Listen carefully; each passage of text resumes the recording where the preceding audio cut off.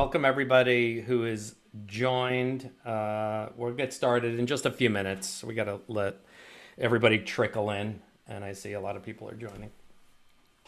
So we'll give it a couple minutes, and then Sarah and I will get started.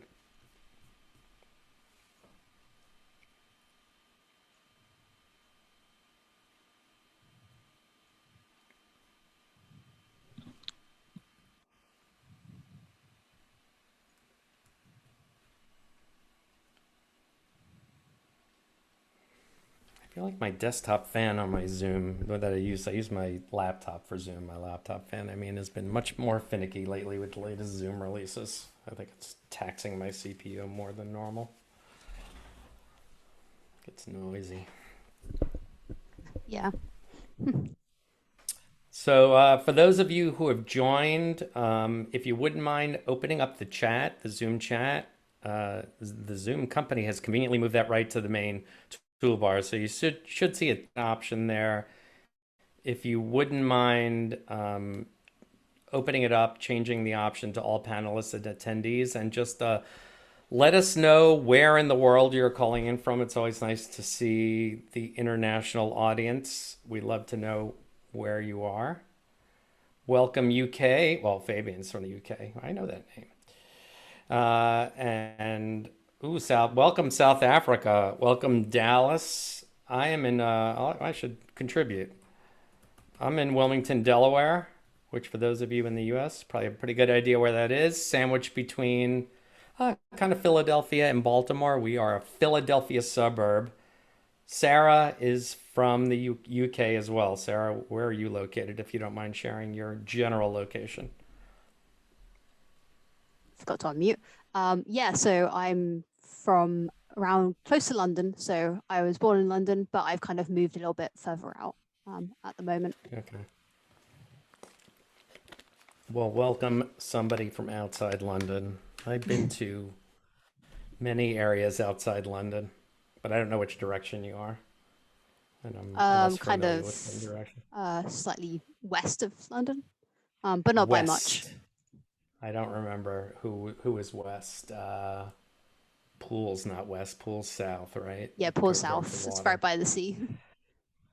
Welcome another South Africa. Welcome Mumbai. No idea what time it is in Mumbai. Welcome Romania, Hong Kong, North Fort Myers, Florida. I don't know where that country is. Sure, I do. My parents are both retired to Florida, but on the other side. They're on the East Coast. But welcome. I can't see your full name. I don't. Linda. Linda from Fort Myers. Welcome, Canada. Welcome, Cat from New York City. I know a cat in New York City. I'm guessing you are a different cat from New York City. Probably a cooler cat. That was terrible. All right, so let's get started in 1 minute. I assume everybody on is an MSP, some type of service provider. If you're not, you can put in chat what you actually do. If you're, just looking for solutions for internal use or found the topic of the webinar today exciting in some way, that's fine. We're happy to have you here. So one more person join. We are in chat, but I think we should probably get started. I'm going to start at 2:03 local time for me. That is Yep. right now. All right, so welcome everybody. I'm really excited today to be here with Sarah. My name's David Gugick. I work for MSP360, VP of Product Management over here. And I love these webinars because I usually get to learn a lot about something that maybe I knew a little less about in the weeks leading up to the webinar. And I love doing these with our partners. So I'm really excited today to have Sarah Wolstencroft here.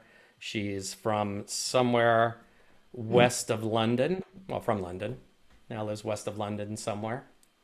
But she is the malware analyst, or one of the malware analysts over at Emsisoft. I think you've been there 5 years, isn't that right, Sarah? Um, I think it might be 6 years now. I'm not really sure. Wow, Kind of six. time flies, honestly. Well, that's longer than me. I've been with MSP360 4 years now. But I know you focus on helping companies recover from ransomware attacks. And I know you have a particular interest in ransomware decryption. So that's of interest to me. I hope that's going to be of interest to everyone else. A little bit of housekeeping. There is a Q&A panel. If you do have a question that you're looking to get answered, the best thing to do with this many people on the webinar is to hit the Q&A. We will keep an eye on it. So while I'm talking, Sarah will look, and when Sarah's talking, I will look. If we don't get to your questions somewhat real time during the webinar, we will try to get to them at the end. We have time allocated at the end, so we'll try to answer everybody's questions. But you guys are already in the chat. Please share with each other what you do. Your experiences around security. If you have products that you like, it doesn't even have to be our products. We prefer that you are our customers, but we realize you might not be yet, or you've had good luck with other types of solutions. Let us know, comment in the chat, be as interactive as possible. We love an interactive crowd. It makes for a livelier webinar. So share your experiences. At the end, we'll wrap things up, Sarah and I, by telling you just a little bit more about what we do at MSP360 and Emsisoft, and also some specials we're running for the webinar attendees, and where to go next to learn more about not only our services, but other solutions and things like that. So I say we get started. Oh, and somebody already loves Emsisoft. See, Linda loves Emsisoft. That's great to hear. Linda from Florida. All right, so we are going to talk today about what we consider sort of the four corners of protection. And while some of the conversation will be around ransomware because of the title of the webinar and Sarah's expertise, a lot of what we're talking about can be applied to really just the general security measures that you'll put in place to protect your customers, but not only your customers, to protect yourself, the MSP as well, because you have an IT infrastructure as well. And that's not only to protect yourselves from the obvious threats, the malware that we'll be talking about, but also protect yourself from protecting yourself and protecting your reputation, really, which is really important, and maintaining your customer relationships. If you're armed with the right tools and right tool sets and the right planning, you'll be in a much better position later on to respond to threats should they happen. And in all likelihood, they will happen given what's going on these days. And responding to threats in a timely fashion and an efficient way will make your customers happy. They will advocate for you with other customers, potential customers. They'll help preserve your revenue stream and your reputation, which is important. So the four main topics that Sarah and I are going to talk about are preparing. These are the things that you're going to do to prepare for an imminent attack, right? And they involve things like choosing the right software and services, documenting the common tasks that you think will be very applicable across your customer base, writing training material that you can use with your customers, and understanding the threat landscape, right? To know more about that, how the bad actors are getting in and what you can do about it. The next part is protecting. This is kind of sort of the actual application of the expertise and tools that we talk about in the first step at your customer sites and even internally, although we're talking more about it from the customer perspective. So making sure that your customers are monitored and remain safe, and the things you'll have to do to get that going. Recover is what's going to happen when there's a problem, right? So should a customer end up with a ransomware infection, what are you going to do in order to recover from that problem? And Sarah's going to kind of walk you through most of that. And then the last part is the learning. This is the postmortem. This is the documenting the process and learning from it so you can improve on things next time. So all the important things that we'll talk about. So let's kick it off with the first one, preparing. So preparing is really just what it sounds like. This is going to be selecting the best partners who can deliver the services that you and your customers need to be healthy, right? Health is the important part here. So things like your managed antivirus, your managed anti-malware, your backup, whether it's file, folder, image, virtual, whether it's, hosted applications like Office 365 or Google G Suite, or business continuity software that you need for certain customers. Your remote desktop, how you're going to connect remotely, which we realize everybody is doing right now during the pandemic. And, the amount of on-site work has dropped dramatically unless it's project based. So a lot of the management is happening, remotely. Your RMM software, your remote monitoring and management, maybe even your PSA tools as well, so you can get alerted about, help desk tickets and issues. As well as things like, firewalls and your documentation management and password management. And if you do things like network scanners to understand your customer's infrastructure, and then maybe you do more advanced stuff like vulnerability and, penetration testing, those kinds of things, all the products behind them. And you're going to arm yourself with sort of a portfolio of products that are going to help you manage your customers. They will protect your customers and they will protect you as well for reasons that we talked about on the previous slide, which is, you need to make sure that if you have SLAs in place with your customers, that you can restore them in a timely fashion to maintain that relationship, maintain that revenue stream, keep that customer happy so they continue to use your services and also advocate for you, which is really important when you're looking to grow your business.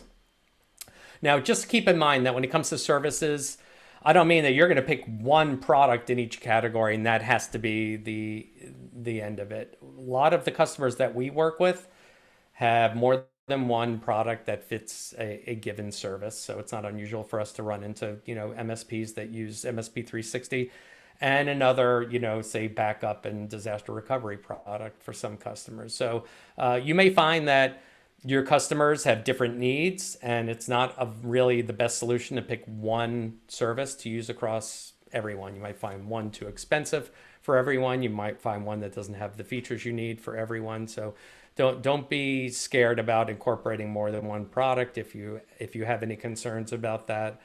We see that a lot in the industry, so it's not uncommon. Documentation is the next bullet, and it sounds kind of silly sometimes when I think about it, because I think, oh, well, I have this vendor I'm using and they clearly have documented processes that I can refer to about how to do backups or how to do a folder restore in the case of MSP360, or how to restore an entire, system boot volume for a server and restore that image. But using vendor documentation is a great way for you to understand the process, but I always find that documenting it yourself will go a long way to helping you execute on those instructions when you're under pressure. Saving hyperlinks to vendor documentation is great, but the way you do your restores may be a little bit different. You may want to put things in your own words so you can understand them better. I know I do that personally from like a tax prep perspective when I'm doing my annual taxes here in the United States. I know there's instructions out there from the IRS, but I have to write down everything I need to do in order to be successful at it. And every year I'm updating that documentation, not only based on changes of, the products in this case that you'll be using, but also, fine tuning things over time. So, every one of your services is going to have documentation and perform common tests, but you're going to want to document that, how to remove malware, how to deal with quarantine files, how to restore files and folders or images, as I mentioned. You'll be using these techniques to restore your customers and then fine tuning them further when it comes time to kind of onboarding a particular customer that we'll talk about on the next slide. Test everything. Don't assume just because you have instructions written down that when it comes time to apply those instructions after a malware attack, that everything is going to work properly. You're never going to know how well something works and how quickly something works without going ahead and doing some testing around the service that you're looking to use and the operation you're looking to perform.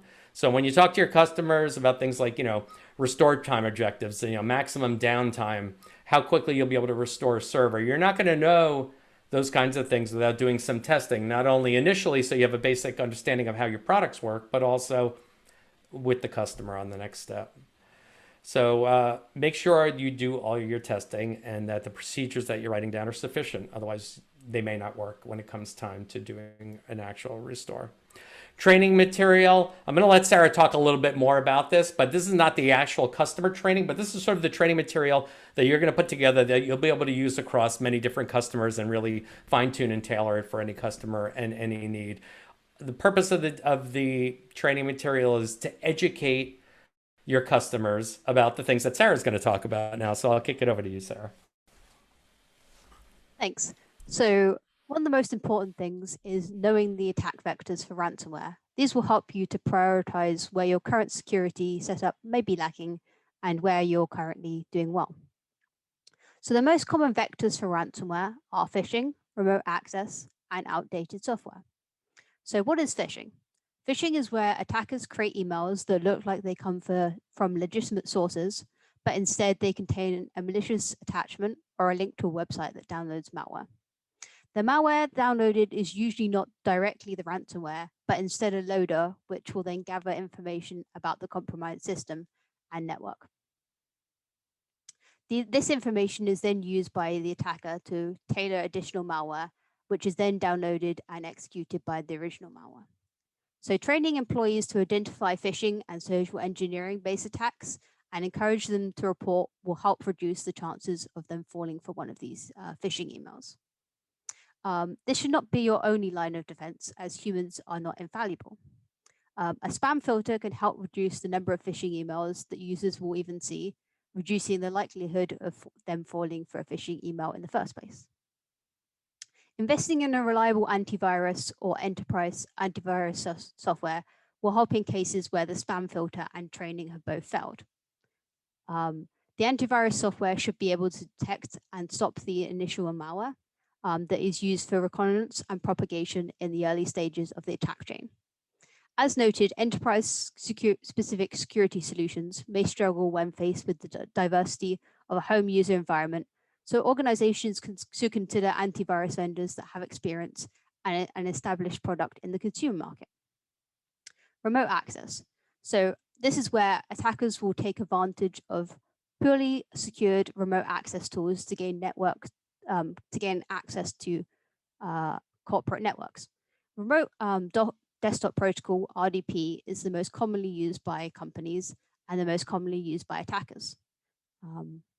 It's important to remember, however, that any remote access tool or software that connects to a local computer can be exploited to provide an attack vector if not properly secured. So other commonly used utilities in the past that have been used to compromise systems include TeamViewer and Citrix. Since RDP is the most commonly exploited, if it's not needed by the environment, then it's best to disable this feature. But this also goes for any remote access solution. It's common for employees to temporarily enable RDP or install remote access software in order to get temporary access to something. So if you have RDP open to the internet on an account with a weak password, it's only a matter of time before someone takes advantage and compromises the system. If remote access is necessary, then it's important to use a strong password. So this could be 15 plus characters, no password reuse, and it should be random. So not associated with the company or employee data. So like date of birth, favorite football team, etc. As most attacks rely on being able to brute force the credentials. Multiple layers of security are worth investing in, even as even the strongest password can sometimes be compromised, for example, in data breaches. So multi-factor authentication is a great way to provide an extra layer of protection. So this requires users to provide two forms of authentication. So this could be a one-time code that they have on their mobile phone or biometrics. So this could be fingerprint or facial recognition to gain access to the software. You can also limit the limits to the access to specific IPs or a range of IPs by a firewall, and you can also limit which accounts are actually able to access the network via remote access. And then finally, outdated software. So this is where attackers are able to take advantage of outdated software, which will end up having vulnerabilities, which may be able to give them access into a system. So once the attackers have access, then they will be able to do anything they want, including deploying ransomware. So this is why keeping software that is up to date is essential to avoid vulnerabilities that are often discovered in software. So it's especially important to keep operating systems, whether you use Windows, Mac OS, or Linux, and any software that's accessible via the internet. So this could be websites or remote access software. The easiest way to keep software up to date is to enable the auto update settings, which most products will provide. If this is not possible, then during downtime, where maybe during the night, not during business hours, then you can set a date once a month where updates are kind of pushed to the network and each system is updated. You can also follow security outlets like Bleeping Computer, as often they'll have news articles on when the most popular software that's used by companies has vulnerabilities that could lead to a compromise. And then moving on to the final bullet point, it's important to prepare and run through cyber tabletop exercises regularly. These exercises should be based on a solid incident response plan based on what would happen if the company was hit by, for example, in this case, ransomware. So this should include isolating and creating a backup of the affected systems, identifying and investigating patient zero, identifying the ransomware and or malware that you're dealing with, re-imaging affected systems after analysis, and finally restoring for backups. It's the reason why it's important to do these exercises is that it means that you know what to do if such an incident it was to happen and how long each step will take. So you'll have a logical plan rather than panicking. So a reason why I mentioned this is that most companies don't do something like this. And when they get hit, at the worst time, they find out that their backups aren't working, or they haven't been updated for months, or that the recovery that they thought would only take a few days suddenly is taking a week or much longer. So it sounds like, Sarah, that there are a lot of attack vectors. I know we didn't talk about this beforehand, and I don't mean to put you on the spot, but is there like a top item in that list that you hear from customers you're working with about how the ransomware got on? Yeah, I think the biggest one, it's kind of maybe shifted a little bit away from it, but at one point it was 80% of all attacks became through remote access, and the large majority of them came through open RDP. So I think if you don't need RDP on a system open to the internet, please disable it, because we find so many companies who have not realized that one of their employees once enabled it to kind of get access from their home computer and then never disabled it. So I think that's the biggest one to emphasize. I think that's probably one of the scarier parts. I mean, RDP usually comes enabled for Microsoft, at least on the consumer OSs. I don't know if it's on by default with Windows Server. I've had it, all the services turned off and set to manual for a couple of years now. But, the idea that those services come enabled, I think that's really where your RMM software is probably going to help you out quite a bit by giving you a pretty good overview of what your customers are using, what services are running, things like that. So, yeah, I think it's a great idea that, updates are run as, automatically if possible. And I think Microsoft's made some changes over the last year. I know there were some problematic bigger updates maybe a year and a half, 2 years ago. And it seems like those bigger updates are not pushed out very quickly. That's usually the minor ones that are more the security focused ones. So all great stuff. Thanks, Sarah. Let's move on to the next slide. Let's see if there's any Q&A. I don't see any questions. If anybody has any questions, please throw them in the Q&A. All right. So the protection part, I'll start with this one. This is all about your customers, and I really don't think I can overstate the importance of the planning and the creation of recovery plans for each and every customer. Every one of your customers is going to be different than all of the rest. It's not something most of us want to think about. The terrible outcome, that malware attack, despite the great efforts that are made to defend against them. But we all know things like that happen, and when they do, it's imperative that you know exactly how to get each and every customer up and running as quickly as possible. And part of that is going to be identifying the critical infrastructure for that customer. What endpoints and servers and data needs to be restored in order for that customer to be up and running. The problem is, downtime is costly.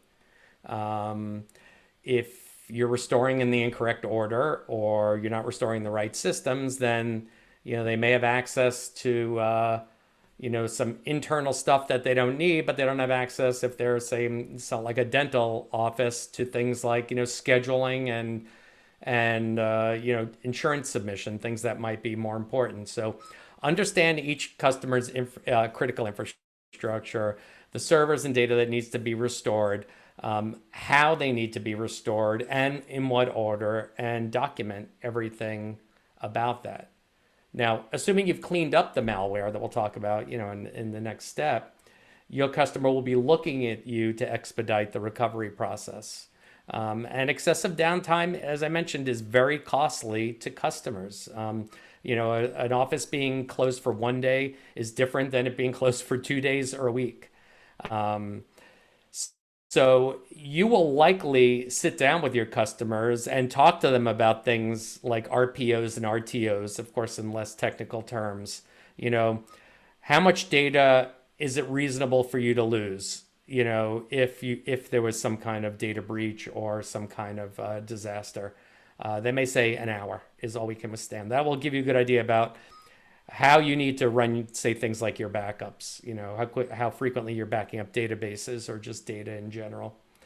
But they may also say, you may also ask them, what are the restore time objectives? How long can you afford to be down?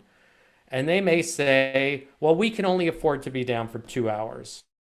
At which point that might point you to specific solutions that can get them up and running in that 2-hour time period, should that happen. Now, those solutions might be too expensive for that customer, but this is part of the negotiation. When you're, getting your, master service agreement together with all of its addendums, and you're agreeing upon, your SLAs, your service level agreement, right, for how quickly things will be up and running, how quickly you're going to answer the phone when somebody calls in. You're not going to know what the answers to those things are, what the services you need to be using are, until you have that discussion with the customer. So if they say we need to be up and running in 2 hours, and you say that's fine, but I'll be using these types of services for you, and they're going to cost this much, they may say, wow, that is just more than I want to pay. What are my next option? And because you've done your testing in the previous step and you have a pretty good idea that you could accomplish their SLAs that they're agreeing to in say 6 hours, you may be able to offer them say a less expensive solution or a different solution that can keep them within that time. So document everything when you go through this. This is the documentation at the customer level, and it's important that every customer has their own documentation because every customer is different. Make it a part of your onboarding process with your customers. Also as a part of new application and infrastructure rollouts. So, as you introduce new services or change the way you do things or remove an old service, your documentation is probably going to change at the high level as well as at the customer level. And make sure you review things at least annually. Products change, the steps involved change, your customers' critical infrastructure might change, and it's important to have that documented as quickly as possible, but I'd say at a minimum, annually. And lastly, tests. So we talked about testing in the previous step at a high level so you can understand the capabilities of the services that you're offering. But now we have customers with specific needs, so it's going to be important to understand how quickly you can do things in their environment. So maybe you're restoring a SQL Server database, and Maybe you test it on spinning disk, but maybe they're on SSDs, so they can do it much more quickly. Or maybe it's the reverse of that. They're on spinning disk and you test it on SSDs. And so you need to understand what the capabilities are of the infrastructure that they have at the customer site. So that will allow you to, document and identify any changes in the procedures or the SLAs that for that particular customer. It's really these finer points, these customer specific recovery needs that are critical to know in advance. And so I'm going to turn it over to Sarah to talk about the next item, zero trust, and all the good stuff around that. Thanks. So zero trust is a security concept centered around the idea that organizations should not trust anything from both outside and also inside their parameters, instead needing to verify anything that requires access to the network. So this can be in the form of least privilege, network segmentation, or system hardening. So the principle of least privilege. So the principle of least privilege stipulates that every user should only have access privileges required to perform their job. So implementing this principle across the network can make lateral movement more difficult and prevents attackers from gaining access to critical systems or data after compromising a user's account or device. So if you have a bunch of users in your system, maybe only people in IT will need admin access. And kind of limiting admin access means that it kind of limits where people can go and how much they can get access to. Network segmentation. So network segmentation allows for better security and again, access control, and can also help prevent unauthorized users from accessing certain network resources. In some cases, this might be a backup. Should the parameter be breached, good network segmentation can also stop malware propagating across the network and prevent attackers from easily pivoting from one system to another. So this is especially important in the case of ransomware, which if it has access to any network shares, it will try and encrypt if possible. So limiting the network shares that each user has access to, again, kind of principle of least privilege, means that hopefully ransomware will not be able to kind of get across the whole network and encrypt absolutely everything. And finally, system hardening. So system hardening is useful for reducing an a system's attack surface and also managing potential security vulnerabilities. So depending on the needs of the organization, it may be possible to lock down or remove potentially exploitable services such as PowerShell, RDP, Windows script hosts, Microsoft Office macros, etc. So a lot of these are targeted specifically by ransomware, but also malware, and can be used to either enter the system or can be used when the ransomware, when the user clicks on a malicious file to, again, propagate the ransomware. There are also some cybersecurity best practices. So I've talked about a few of these before, but I'll go into a bit more detail. Again, these also apply to both ransomware, but also to malware generally. So user awareness training. This one's really important because users are the front line of your security. They're kind of the first layer, so to say. So it's important to train users on identifying phishing or scam emails, as this is useful in reducing the chance of a user falling for a malicious email. And it's also important to make your users aware of what ransomware and ransomware attack will look like. So this allows you to, this allows your users to actually alert a security manager if something did happen, and time is of the essence with ransomware. In some cases, it may allow you to isolate the infected systems before the ransomware can kind of spread and encrypt the whole network. Again, user awareness can also be with the below, teaching them about the below cybersecurity best practices. So endpoint malware protection. So most reputable endpoint antivirus solutions can reliably detect and stop most ransomware families. Malware protection software should be installed and regularly updated on all endpoints in an organization. It's also important to enable password protection if the antivirus provides it. For example, Mcsoft does.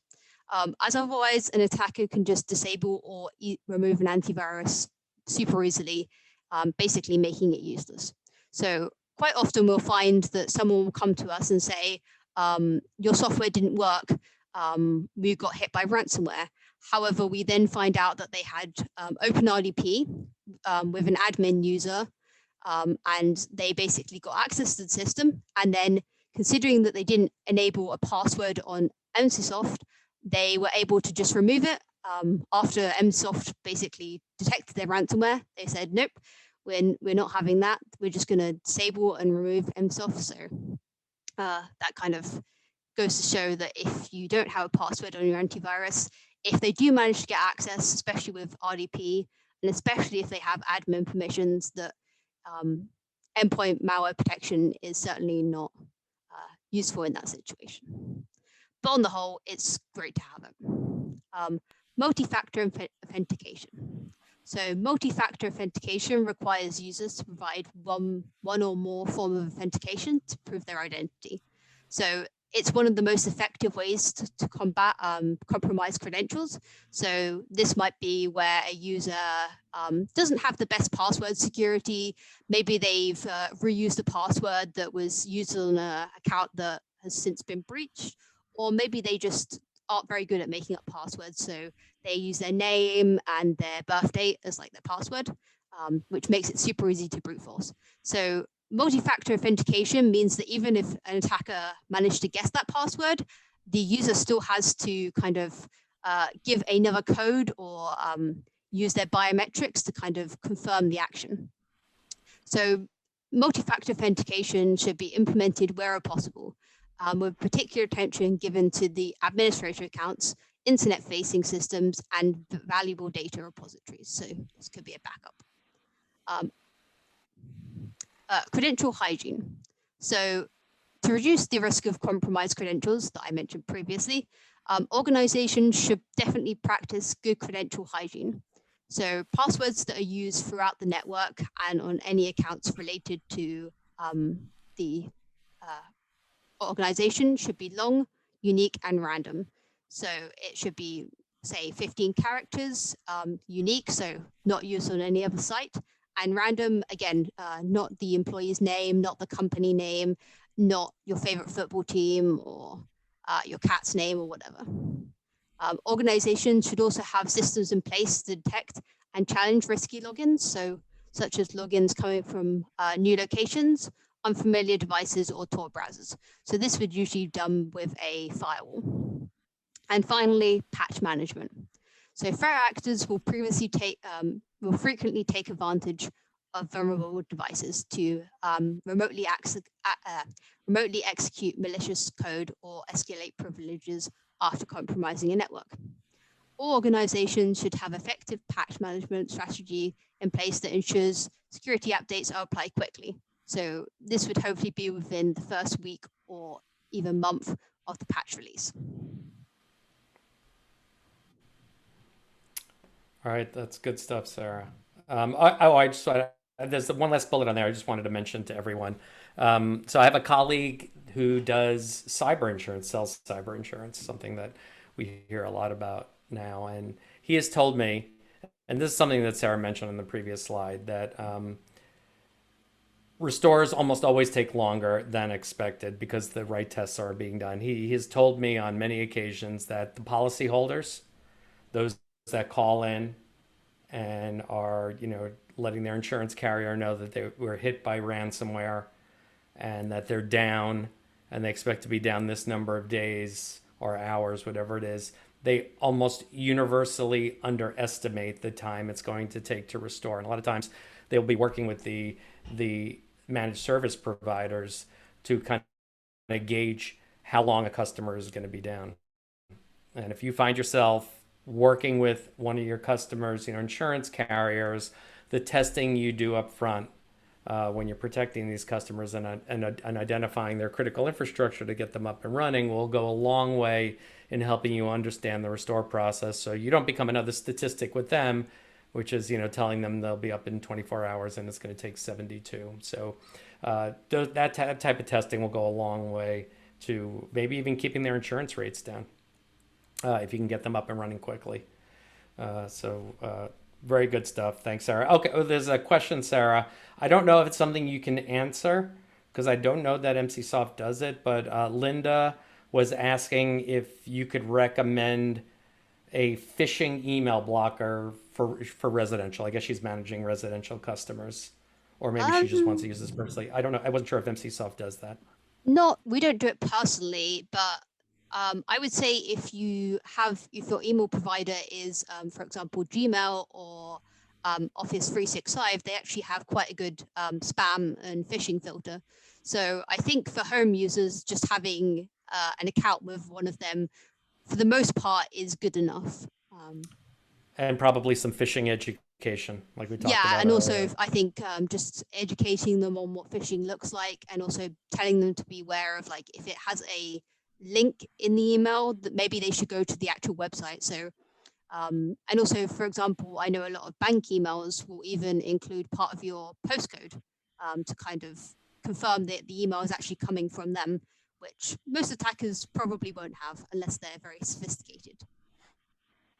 And I think that's where, password management can come in handy. I mean, I get emails all the time from, financial institutions. I know they're usually legitimate, but whether they are or not, I never click on any links in those emails. If I have to log into my bank, I open my password manager and I use the URL that I have stored in there to get to my bank account. It's not unusual, and it's been going on years, that bad actors will form their emails to look like it's coming from, your bank, using their logos and everything. Mm. It's very easy for residential customers to be very confused by that. I mean, I know as a technical person, I go through that with my, aging parents about, how to handle all the email that's coming in and what to do and what not to do. It's not a perfect solution, but, I do what I can, and I think that's part of the training you'll have to do with your residential customers or family, if as the case is. All So right. just going back to the question, I actually got reminded that we have a browser security extension. I can't believe I forgot about this, but Okay. it's free. It's available for Chrome, Edge, and Firefox, and it should help block phishing Okay. and also Great. malware. That's perfect. Thanks, Sarah. Okay, so recover. All right. So Sarah's. I know Sarah just talked a lot, and I'm gonna ask her to do more because she's the ransomware expert here. And so let's learn from Sarah more about what might be required and why to recover from a ransomware attack. Yeah, so what should you do when you're hit with ransomware? Hopefully, it won't be an issue, but knowing what to do will mean that if it does happen, you'll be best prepared. So, there are 8 main steps that each company that is hit with ransomware should do. So, the first step would be to isolate the affected systems. So, isolation should be considered a top priority and the very first thing you should do. The vast majority of ransomware will scan the target network, encrypt files stored in the network shares, and then try to propagate laterally to all other systems. So, in order to contain the infection and prevent the ransomware from spreading and also encrypting all the other files, infected systems must be removed from the network as soon as possible. Create backups of infected systems. So organizations should create backups or images of infected systems after isolating them from a network. There are 2 main reasons in order to do so. Having a backup of the infected system ensures data integrity. So if something goes wrong during the decryption process, if you happen to pay, victims can roll back their systems and try to repeat the decryption or contact a ransomware recovery specialist for a reliable custom-built decryption solution. If the encrypted data is not critical to an organization's operation and does not need to be urgently recovered, then it should be backed up and stored securely. There's a chance that in the future, the files may be able to be decrypted for free if they are, for example, recovered by law enforcement, or if the criminals happen to shut down and release the keys. Identify and investigate patient 0. Identifying patient 0, i.e. the source of the infection, is crucial for understanding how attackers have gained access to the network and also what other actions they may have taken while they're on the network, and also the extent of the infection. Detecting the source of the infection is useful for not only resolving the current incident, but can also help organizations address vulnerabilities and reduce the risk of future compromise. It can be challenging to identify the original point of compromise because in many cases, the threat actors will have been on system for weeks or even months before deploying the ransomware payload. Companies that lack resources or expertise to perform thorough digital forensics should consider enlisting the services of a professional forensic company. Identify what ransomware strain you're dealing with. So organizations can use free services such as Emsisoft online ransomware identification tool or ID ransomware to identify which strain of ransomware that they have been impacted by. These tools allow users to upload a ransom note, a sample encrypted file, and the attacker's contact information, and then the system will analyze the data to identify which ransomware strain has impacted the user's files. It will also direct the user to a free tool if one is available. Knowing what ransomware strain you're dealing with will also inform you if there happen to be one that will steal company data or not, which may or may not inform your decision to pay and further steps such as reporting a data breach. Determining whether to pay the ransom. If the backups are damaged or out of date and there is no free decryption tools, organizations may be tempted to pay the ransom in order to decrypt their files. Whilst paying the ransom can help reduce disruption and may be slightly cheaper than the overall cost, although this is not certain, this is not a decision that should be taken lightly. Organizations should only consider paying the ransom if all other options have been exhausted and the loss of data will likely result in the company going out of business. Reason why we say this is because there is no guarantee that the attackers will provide a decryptor or that the decryptor will work properly. It's really not that uncommon for decryptors to have bugs that end up destroying data, hence the earlier point of backing up the data that is encrypted. Paying for stolen data not to be leaked also does not guarantee that the data has been deleted from their systems, the attacker's systems, no matter what they may say. Some attackers have later leaked this data or tried to re-ransom companies months later. So in general, it's not an effective kind of gag method. Due to these last few points, Emsisoft, and I'm sure many others, do not recommend paying the threat actors where possible. However, if you do end up paying the threat actors to receive a decryptor, Emsisoft does have a ransomware recovery service where we can analyze a decryptor, detect where there are any flaws which may destroy data, or provide a custom decryptor to provide faster, safer recovery. Re-image affected systems. So once the ransomware has been identified, how the attackers got access to the systems and network has been confirmed, re-imaging or reinstalling the affected systems is essential. It is important as often attackers will leave backdoors or other malware on the system. No discussion or communication surrounding the attack should be on any of the systems for the same reason. With re-imaging or reinstalling, you can be sure that this isn't the case. A focus on rebuilding the system with security in mind can also be applied.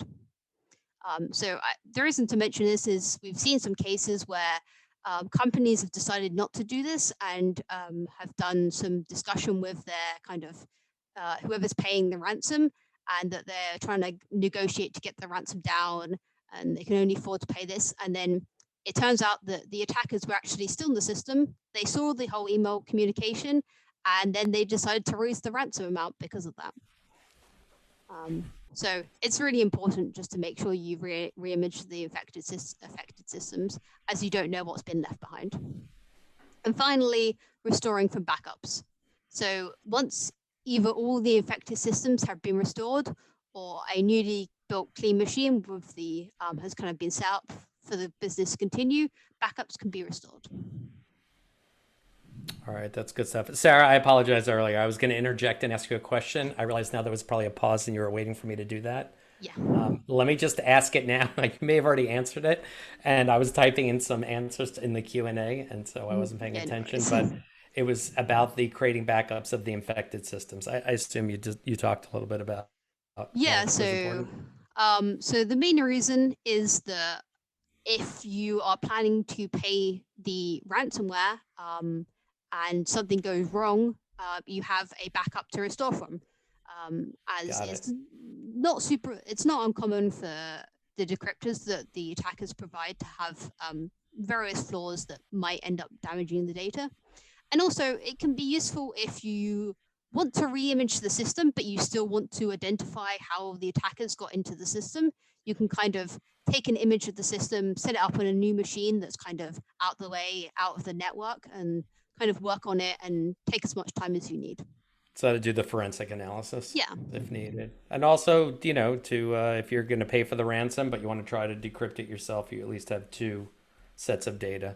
Mm-hmm. And the last thing I just wanted to mention here, since we only have about 11 minutes left and we have a few slides to get to, was just on the communication to partners. So, if there's a data breach at your MSP or you're working with a customer who has some type of data breach, some malware attack or something like that, they're going to probably have to reach out to their legal team. And you may have to if it's at your end. What you're going to be required to communicate is probably going to be dictated by your compliance standards and the types of business data you're dealing with, whether it's HIPAA compliance, breach notification rules, any California civil code, GDPR. You will know, I'm not a lawyer, and Sarah's not a lawyer as far as I'm aware. You'll understand the when and how from the legal team that you're going to reach out to you. The regulations are wide and varied based on region, country, or even state within the United States. So your legal team is your best source to help you through that process. And it might be, reaching out to your insurance carrier. If you have carry malware insurance or your customers carry malware insurance, they may help you through that process as well. But if it's your customer, they're going to be looking at the MSP to help the customer and provide the information needed to both the legal team and maybe the insurance carrier. So let's head over to the last slide. And then there's a couple questions in there. We can get to them when we're done with this slide. So the last part is sort of the post-mortem. This is the learning process. This is the forensic analysis, maybe a little less detailed than what you would do if you analyzed a malware on a particular computer. But this is the review of the process. This is the internal report that you're going to generate that talks about what happened, patient zero, how the malware got in, what happened with the software that was supposed to protect it. Maybe it didn't work as designed. Maybe it did and it was bypassed. What the customer and you did in response to the attack. You'll be looking to identify and really fill any gaps that come up so you can, improve the plan for the next time. It's a learning process, right? So, the idea that you're going to be updating, patching, hardening, and repeating, and not necessarily in the hardware sense. It's just about your process. No process is perfect. And you're going to look to make adjustments as you learn things, as the types of malware change, as your software services change, as your understanding of what to do better next time improves. And you'll get better each time. And it's unfortunate that it's probably going to happen more than once, but it probably will. So let me just hit it over to Sarah just to tell you a little bit about patient zero identification, what that all means. I know she covered some of it, and then we'll kind of wrap things up and get to the outstanding questions. Yeah, so when you're learning, this is where identifying how the attacker got access to patient zero comes in handy. It's important to take the time to look at what could have gone better during the recovery process and where other holes and attack vectors might exist within the systems that you manage. Take the time to look into either fixing them or mitigating them. The biggest point to emphasize is investing in updating current or implementing new security measures before something happens again.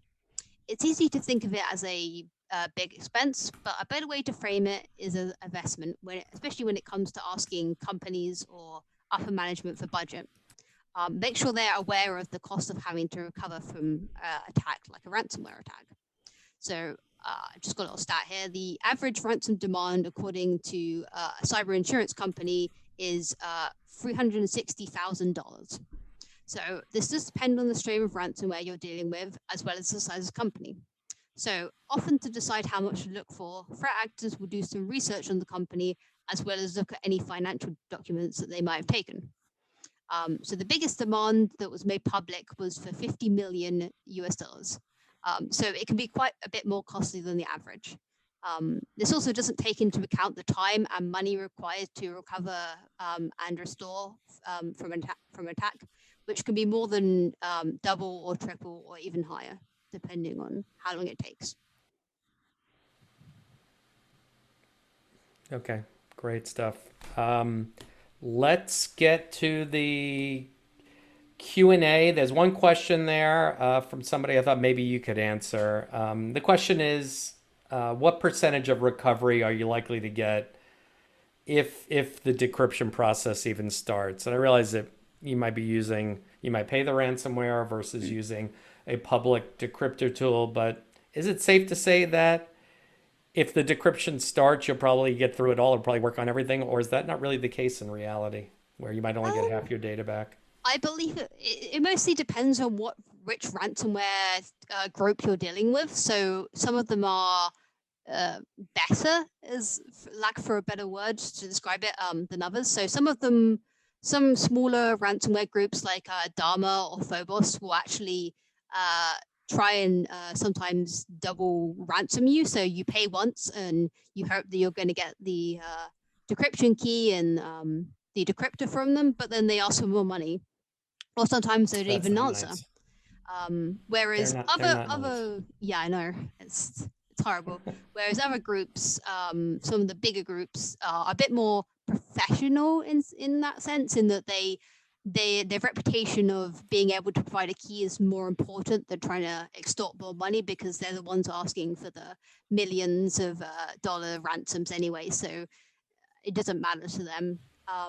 But in general, just because you get a decryptor doesn't mean that it'll necessarily work. So again, it's more of the slightly smaller threat actors. They don't care as much. So sometimes they'll pass the decryptor over that doesn't work at all, or they tend to have like worse bugs.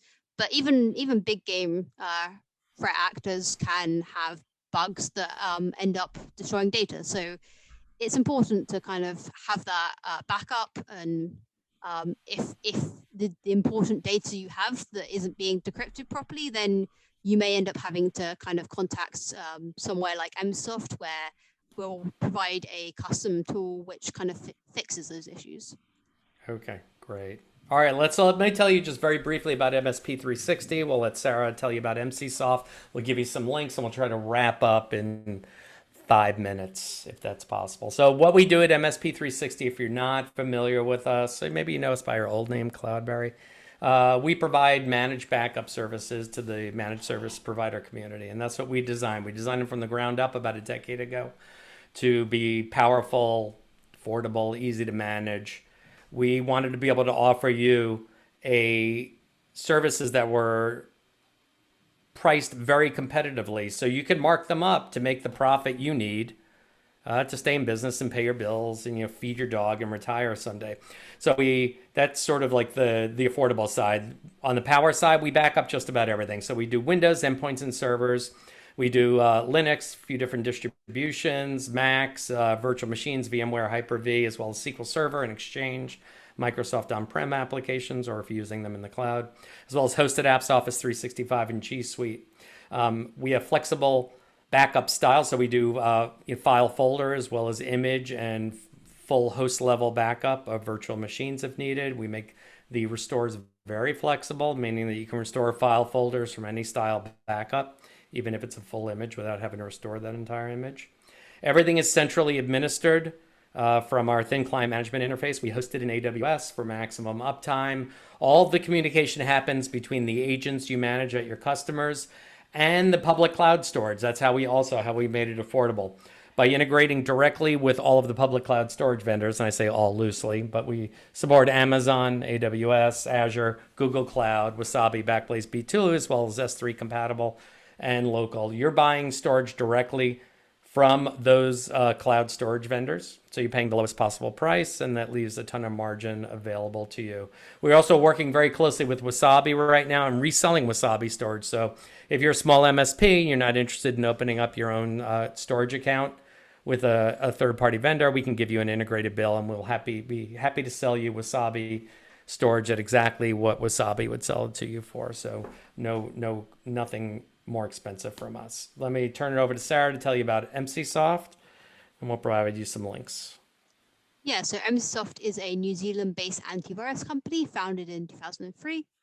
We're actually fully remote with employees all over the globe. So our expertise is in ransomware. So we've created half of all available decryptors on No More Ransom, which is supported by Europol.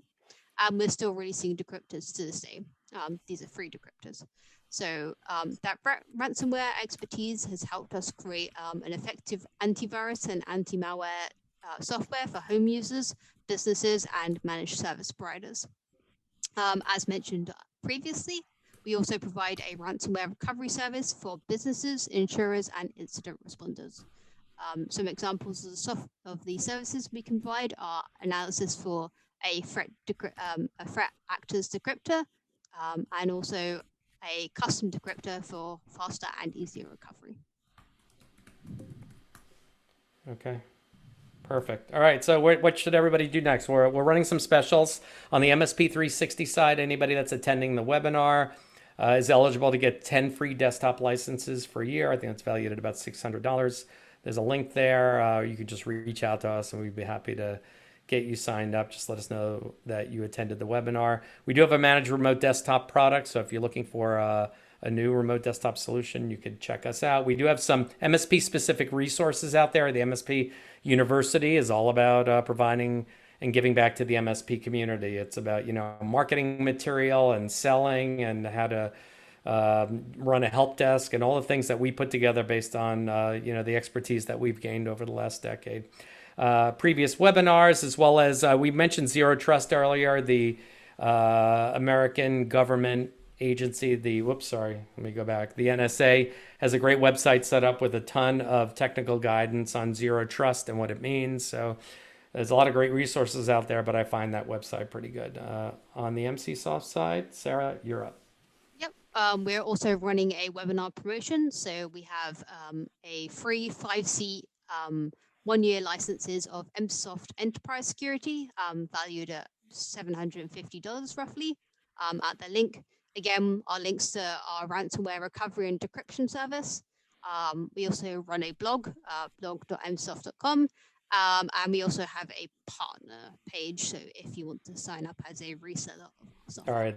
That's great. We're recording this. We will send out links to everyone. So if you want to share it with colleagues or you want to get access to the URLs here and you haven't screenshot them yet, I don't know if I can use that as a verb, but I did.